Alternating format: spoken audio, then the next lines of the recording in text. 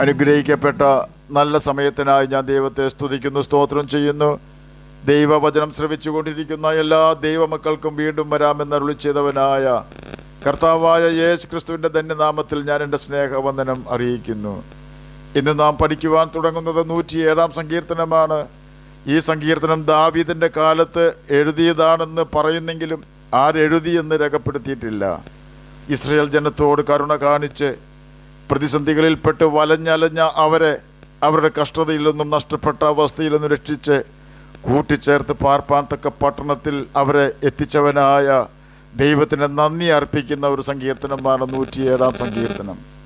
പഴയ നിയമ ഇസ്രായേൽ മക്കളും പുതിയ നിയമ ഇസ്രായേൽ മക്കളായ നാമും എവിടെയായിരുന്നപ്പോഴാണ് കർത്താവ് നമ്മെ കണ്ടെത്തിയത് എന്ന് ചിന്തിക്കുവാൻ ഈ സങ്കീർത്തനം നമുക്ക് ജ്ഞാനം തരുന്നു. ഒരു ദൈവമകനും ദൈവമകളും ഇപ്പോൾ ഏത് പ്രതിസന്ധിയിൽ കൂടി യാത്ര ചെയ്യുന്നുവോ ആ പ്രതിസന്ധിയിൽ നിന്നും രക്ഷിക്കുവാൻ ദൈവം ഇന്നും ശക്തനാണ് എന്ന് 107-ാം സങ്കീർത്തനം നമ്മെ പഠിപ്പിക്കുന്നു. കഴിഞ്ഞ കാലത്ത് കർത്താവ് നമ്മെ ഓരോരുത്തരെയും നാം അവനറിയാതിരുന്നപ്പോൾ പോലും ഭയാനകമായ പ്രതിസന്ധിയിൽ നിന്നുമാണ് രക്ഷിച്ചത്.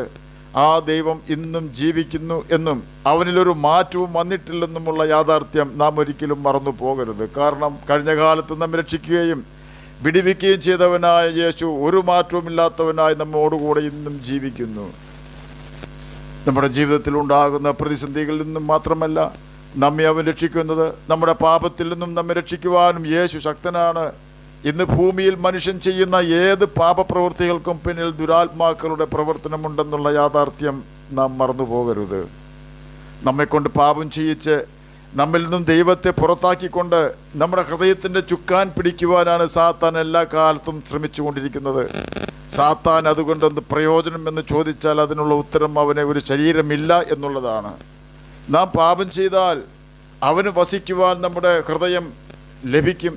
കാരണം പാപം ചെയ്യുന്ന വ്യക്തി ശാപഗ്രസ്തനായതിനാൽ ശാപം നമ്മിൽ നിന്നും നീക്കാതിരുന്നാൽ യേശുവിന് നമ്മുടെ ഹൃദയത്തിൽ വസിക്കുവാൻ കഴിയാതെ വരുന്നു.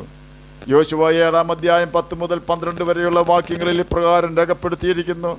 യഹോവ മോശയോട് അരുളി ചെയ്തത്, എഴുന്നേൽക്ക, നീ ഇങ്ങനെ സാഷ്ടാംഗം വീണ് കിടക്കുന്നത് എന്തിന്? ഇസ്രായേൽ പാപം ചെയ്തിരിക്കുന്നു. ഞാൻ അവരോട് കൽപ്പിച്ചിട്ടുള്ള എൻ്റെ നിയമം അവർ ലംഘിച്ചിരിക്കുന്നു. അവർ ശപഥാർപ്പിതം എടുത്തിരിക്കുന്നു.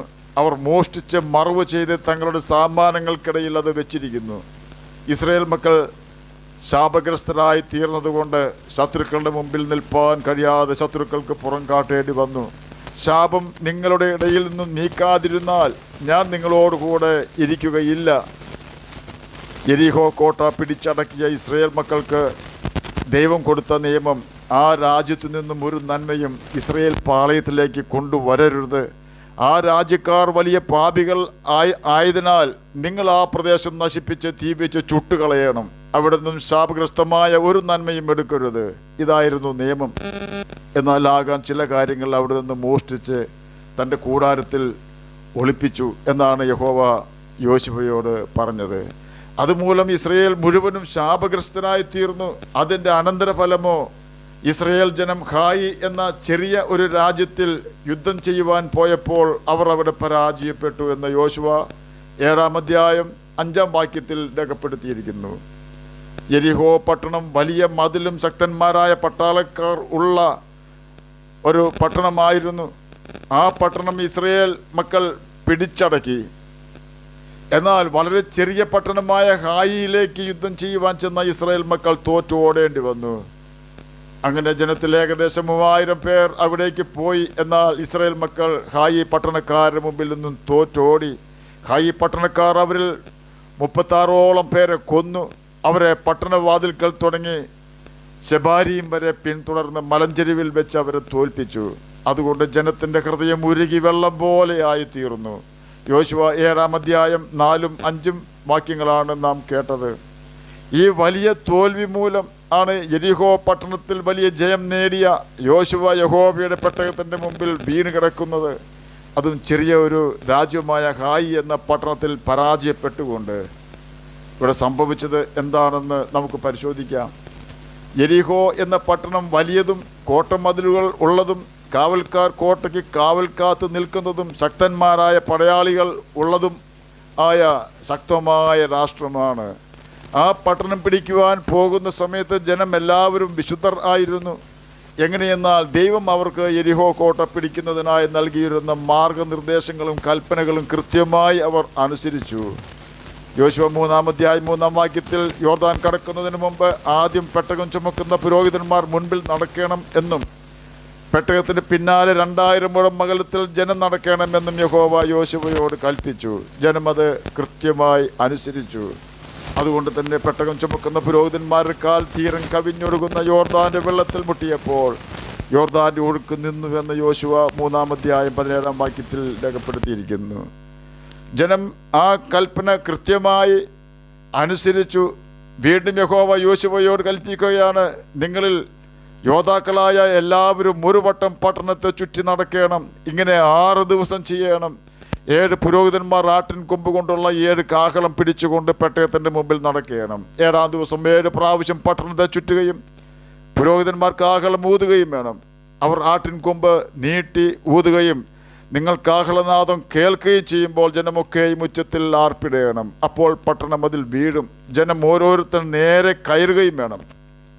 യോശുവ 6-ാം അധ്യായം 3 മുതൽ 6 വരെയുള്ള വാക്യങ്ങളാണ് നാം കേട്ടത്. എന്താണോ യഹോവ യോശുവയോട് കൽപ്പിച്ചത് അവനത് കൃത്യമായി ചെയ്തു. അനന്തരം ജനം ആർപ്പിടുകയും പുരോഹിതന്മാർ കാഹളം ഊതുകയും ചെയ്തു. ജനം കാഹളനാദം കേട്ട് അത്യുച്ചത്തിൽ ആർപ്പിട്ടപ്പോൾ യെരിഹോ മതിൽ വീണു. ജനം ഓരോരുത്തരും നേരെ മുമ്പോട്ട് പട്ടണത്തിലേക്ക് കടന്ന് പട്ടണം പിടിച്ചു. യോശുവ 6-ാം അധ്യായം 20-ാം വാക്യമാണ് നാം കേട്ടത്. ദൈവം പറഞ്ഞു കൊടുത്ത കാര്യങ്ങളെല്ലാം മറ്റുള്ളവർ എന്ത് ചിന്തിക്കുമെന്നോർത്ത് അലക്ഷ്യമാക്കാതെ ജനം അനുസരിച്ചു. അതുകൊണ്ട് തന്നെ യെരിഹോവിൽ ഇസ്രായേൽ ജനം വൻ വിജയം നേടി. ചുരുക്കി പറഞ്ഞാൽ യെരിഹോ പട്ടണം പിടിക്കുവാൻ ഇസ്രായേൽ ജനം പോയത് ഓരോ നിമിഷവും യഹോവയുടെ ആലോചന ചോദിച്ച് അവൻ്റെ ആലോചന അനുസരിച്ചായിരുന്നു. അതുകൊണ്ട് തന്നെ യുദ്ധവീരനായ യഹോവ ജനത്തിനു വേണ്ടി യുദ്ധം ചെയ്യുകയും ജയം ഇസ്രായേലിന് കൊടുക്കുകയും ചെയ്തു. യെരിഹോ പട്ടണം പിടിക്കുന്നതിന് മുമ്പ് ഒറ്റുകാരെ അയച്ചതുപോലെ ഹായി പട്ടണത്തിലേക്കും അയച്ചിരുന്നു. യെരിഹോ പട്ടണത്തിൽ ഒറ്റുകാർ പോയി മടങ്ങി വന്നപ്പോൾ അവർ യഹോവയുടെ അരുളപ്പാടിനായി കാത്തിരുന്ന് ദൈവത്തിൻ്റെ ആലോചന പ്രകാരം മാത്രമാണ് യാത്ര ചെയ്തത്. എന്നാൽ ഹായി പട്ടണത്തിൽ ഒറ്റുകാർ ചെന്നു ഒറ്റുനോക്കി മടങ്ങി വന്നു പറഞ്ഞത് ജനം എല്ലാം പോകണമെന്നില്ല. ഹായിയെ ജയിച്ചടക്കുവാൻ 2000-മോ 3000-മോ പടയാളികൾ പോയാൽ മതി. സർവ്വജനത്തെയും അവിടേക്ക് അയച്ച് കഷ്ടപ്പെടുത്തേണ്ട. ഹായി നിവാസികൾ ആൾ ചുരുക്കമത്രേ എന്ന് പറഞ്ഞു. അങ്ങനെ അവർ 3000 പേർ അവിടേക്ക് പോയി. എന്നാൽ അവർ ഹായി പട്ടണക്കാരുടെ മുമ്പിൽ നിന്ന് തോറ്റോടി. യോശുവ 7-ാം അധ്യായം 3-4 വാക്യങ്ങളാണ് നാം ഇപ്പോൾ കേട്ടത്. ഇവിടെ സംഭവിച്ചത് അവർ യഹോവയുടെ അരുളപ്പാടിന് കാത്തു നിന്നില്ല. അവർ അവരുടെ സ്വന്തം വിവേകത്തിൽ ഊന്നി അവർ യഹോവയുടെ അരുളപ്പാടിന് യഹോവയുടെ ആലോചനയ്ക്ക് കാത്തിരുന്നെങ്കിൽ യഹോവ ആഗാന്റെ പാപം വെളിപ്പെടുത്തുകയും അതിന് പരിഹാരം വരുത്തിയിട്ട് ഇനി യുദ്ധത്തിന് പോയാൽ മതിയെന്ന് പറയുകയും ചെയ്യുമായിരുന്നു. എന്തുകൊണ്ട് അവർ യഹോവയുടെ ആലോചനയ്ക്ക് കാത്തു നിൽക്കുകയോ ദൈവാലോചന ചോദിക്കുകയോ ചെയ്തില്ല? അതിൻ്റെ കാരണം 107-ാം സങ്കീർത്തനം 17-ാം വാക്യത്തിൽ രേഖപ്പെടുത്തിയിരിക്കുന്നു. ഭോഷന്മാർ തങ്ങളുടെ ലംഘനങ്ങൾ ഹേതുവായും തങ്ങളുടെ അകൃത്യങ്ങൾ നിമിത്തവും കഷ്ടപ്പെട്ടു എന്നാണ് 107-ാം സങ്കീർത്തനം 17-ാം വാക്യത്തിൽ രേഖപ്പെടുത്തിയിരിക്കുന്നത്. ഇതേ വാക്യം ഇംഗ്ലീഷ് NIV വെർഷനിൽ പ്രകാരമാണ് രേഖപ്പെടുത്തിയിരിക്കുന്നത്. Some became fools through their rebellious ways and suffered afflictions because of their iniquities. അവരുടെ അനുസരണക്കേട് നിമിത്തവും മത്സര സ്വഭാവ നിമിത്തവും അവർ ബുദ്ധിഹീനരാവുകയും അവരുടെ പാപനിമിത്തം അവർ കഷ്ടത്തിലാവുകയും ചെയ്തു എന്ന് സാരം. നിന്റെ കൽപ്പനകൾ എന്നെ എൻ്റെ ശത്രുക്കളെക്കാൾ ബുദ്ധിമാനാക്കുന്നു എന്ന 119-ാം സങ്കീർത്തനം 98-ാം വാക്യത്തിലും നിന്റെ പ്രമാണങ്ങളെ അനുസരിക്കുകയാൽ ഞാൻ വയോധികന്മാരിലും വിവേകമേറിയവനാകുന്നു എന്ന് 119-ാം സങ്കീർത്തനം 100-ാം വാക്യത്തിലും നിന്റെ വചനങ്ങളുടെ വികാസനം പ്രകാശപ്രദമാകുന്നു, അത് അല്പബുദ്ധികളെ ബുദ്ധിമാന്മാരാക്കുന്നുവെന്ന് 119-ാം സങ്കീർത്തനം 130-ാം വാക്യത്തിലും രേഖപ്പെടുത്തിയിരിക്കുന്നു. നിന്റെ പ്രമാണങ്ങളെ കൃത്യമായി ആചരിക്കേണ്ടതിന് നീ അവയെ കൽപ്പിച്ച് തന്നിരിക്കുന്നുവെന്ന് 119-ാം സങ്കീർത്തനം 4-ാം വാക്യത്തിൽ രേഖപ്പെടുത്തിയിരിക്കുന്നു.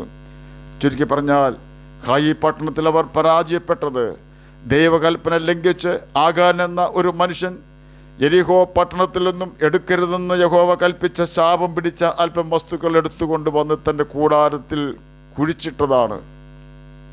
അവൻ ചെയ്ത പാപം എല്ലാ ഇസ്രയേലിനെയും ബാധിച്ചു. അവരുടെ ലീഡറായ യോശുവയുടെയും സകല പടയാളികളുടെയും ജ്ഞാനം അവരുടെ പാപവും ശാപവും നിമിത്തം നഷ്ടമായി.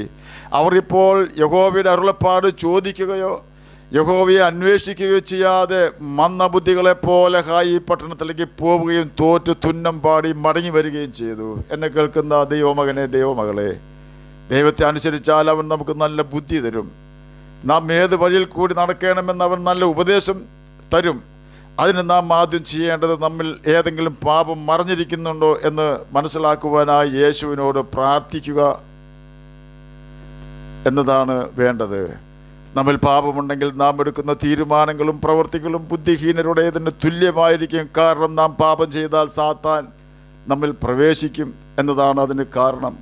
എന്നാൽ നാം നമ്മുടെ പാപങ്ങളെ ഏറ്റുപറഞ്ഞ് ഉപേക്ഷിച്ചാൽ യേശുവിൻ്റെ രക്തത്താൽ യേശു നമ്മെ ശുദ്ധീകരിക്കും. യേശുവിൻ്റെ രക്തം നമ്മുടെ സകല പാപവും പോക്കി നമ്മെ ശുദ്ധീകരിക്കുവാൻ ശക്തിയുള്ളതാണ്. സർ ജെയിംസ് സിംപ്സൺ അനേകം ശാസ്ത്രീയ കണ്ടുപിടുത്തങ്ങളുടെ ഉപജ്ഞാതാവാണ്. 1847 ബോധം കെടുത്തുന്നതിനുള്ള ക്ലോറോഫോം എന്ന മരുന്ന് കണ്ടുപിടിച്ചതോടെയാണ് അദ്ദേഹം ലോകപ്രസിദ്ധനായത്. സിംപ്സന്റെ അവസാന നാളുകളിൽ ഒരു യുവശാസ്ത്രജ്ഞൻ സിംപ്സന്റെ ഏറ്റവും വലിയ കണ്ടുപിടുത്തം ഏതെന്ന് അദ്ദേഹത്തോട് ചോദിച്ചു. അതിന് ഉള്ള അദ്ദേഹത്തിൻ്റെ മറുപടി പ്രകാരമായിരുന്നു: ഞാൻ നടത്തിയ ഏറ്റവും വലിയ കണ്ടുപിടുത്തം ഞാനൊരു മഹാപാപിയാണെന്നും കർത്താവായ യേശു ക്രിസ്തു എൻ്റെ പാപങ്ങൾക്ക് പരിഹാരം വരുത്തിയ രക്ഷകനാണ് എന്നതുമാണ് ഞാൻ കണ്ടുപിടിച്ച ഏറ്റവും വലിയ കണ്ടുപിടുത്തം. ക്രിസ്തുയേശു പാപികളെ രക്ഷിക്കുവാൻ ലോകത്തിൽ വന്നു എന്നുള്ളത് വിശ്വാസ്യവും എല്ലാവരും അംഗീകരിക്കുവാൻ യോഗ്യവുമായ വചനം തന്നെ എന്ന് 1 തിമോത്തിയോസ് 1:15 രേഖപ്പെടുത്തിയിരിക്കുന്നു. ആകയാൽ നാം യേശുവിനോട് നമ്മുടെ പാപങ്ങളെ ഏറ്റുപറഞ്ഞ് ഉപേക്ഷിച്ച് ക്രൂശിൽ നമുക്ക് വേണ്ടി ചൊരിഞ്ഞ യേശുവിൻ്റെ രക്തത്തിൽ ആശ്രയിച്ചാൽ നിശ്ചയമായും നമുക്ക് യേശു പാപക്ഷമ തരികയും നമ്മുടെ ഹൃദയത്തിൽ യേശു ഭരണം തുടങ്ങുകയും ചെയ്യും. യേശു നമ്മുടെ ഹൃദയത്തിൽ ഉണ്ടെങ്കിൽ സാത്താന്യ ശക്തിയിൽ നിന്നും സകലവിധ പാപത്തിൽ നിന്നും പാപ സ്വഭാവത്തിൽ നിന്നും യേശു നമ്മെ രക്ഷിക്കും. ഒരു മണ്ടത്തരവും നാം ചെയ്യാതെ വണ്ണം യേശു നമ്മുടെ കാലടികളെയും നാവിനെയും ആദരങ്ങളെയും നമ്മുടെ ബുദ്ധിയെയും പരിപാലിക്കും. ആകയാൽ ബൈബിൾ വായിക്കുകയും ദൈവകൽപ്പനകൾ അനുസരിക്കുകയും ചെയ്തുകൊണ്ട് നമുക്ക് യേശുവിൻ്റെ നല്ല മക്കളായി ജീവിക്കുകയും നിത്യജീവന അവകാശികളായി തീരുകയും ചെയ്യാം. അതിന് കർത്താവ് നമ്മെ സഹായിക്കട്ടെ എന്ന് പ്രാർത്ഥിച്ചുകൊണ്ട് ഞാൻ എൻ്റെ വാക്കുകളിൽ നിന്ന് വിരമിക്കുന്നു. നമുക്ക് പ്രാർത്ഥിക്കാം. ഞങ്ങളെ സ്നേഹിക്കുന്ന സ്വർഗീയ പിതാവേ, നല്ല വചനത്തിനായി അങ്ങയെ സ്തുതിക്കുന്നു, സ്തോത്രം ചെയ്യുന്നു. അങ്ങയുടെ കൽപ്പനകൾ പ്രമാണിച്ചുകൊണ്ട് നിത്യജീവന അവകാശികളായി തീരുവാൻ അടിയനെയും അടിയനെ കേൾക്കുന്ന അങ്ങനെ കുഞ്ഞുങ്ങളെ സഹായിക്കുകയാണമേ. രോഗത്താൽ ഭാരപ്പെടുന്ന ഏതെങ്കിലും പ്രിയപ്പെട്ടവർ അടിയനെ കേൾക്കുന്നുണ്ടെങ്കിൽ അങ്ങ് അവർക്ക് രോഗസൗഖ്യം കൊടുക്കണമേ. പഠിക്കുന്ന കുഞ്ഞുങ്ങൾക്ക് പഠിക്കുവാനുള്ള ബുദ്ധിയും ജ്ഞാനവും ഓർമ്മശക്തിയും കൊടുക്കണമേ. ആരെങ്കിലും സാമ്പത്തികമായി ഞെരുങ്ങുന്നെങ്കിൽ അങ്ങ് അവരുടെ സാമ്പത്തിക ക്ലേശം മാറ്റി കൊടുക്കണമേ. ജോലിയില്ലാത്തവർക്ക് ജോലി കൊടുക്കണമേ. പ്രാർത്ഥന കേട്ടതിനായി സ്തോത്രം, യേശുവിൻ്റെ നാമത്തിൽ തന്നെ ആമേൻ. കർത്താവ് എല്ലാവരെയും അനുഗ്രഹിക്കട്ടെ. സ്തോത്രം.